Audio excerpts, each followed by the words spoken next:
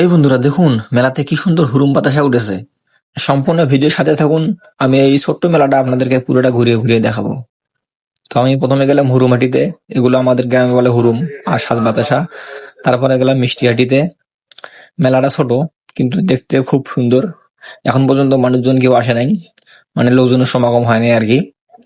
তো মিষ্টিহাটিটা খুব সুন্দর করে সাজাইছে এরা। তো দেখতেই পাচ্ছেন সুন্দর মিষ্টিহাটি। তারপরে গেলাম একটু মাঠের দিকে ঘুরতে, দেখলাম কোনো লোকজন নাই। পাশে আমার বন্ধু মাথায় দিয়ে একটু স্টাইল করতেছে। তো ওর স্টাইলটা খুব ভালো লাগলো, দেখুন ওর স্টাইলটা। আর তারপরে গেলাম কসমেটিক্স এর দোকানগুলোতে, কোনো লোকজন নাই, সবাই দোকান আপাতত সাজাচ্ছে। তো ওদের দোকান সাজানো হচ্ছে আর কি মোটামুটি। এখন পর্যন্ত মেয়ে কাস্টমার গুলো আসে নাই। দেখুন সুন্দর এই চুড়িগুলো, কত সুন্দর চুড়ি সাজে গুছিয়ে রাখছে।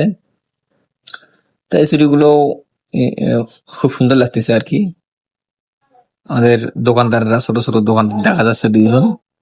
তারপরে আমরা দুজন মিলে গেলাম, কথা বলতে বলতে মুখ শুকিয়ে গেছে, একটু আখের রস খাই।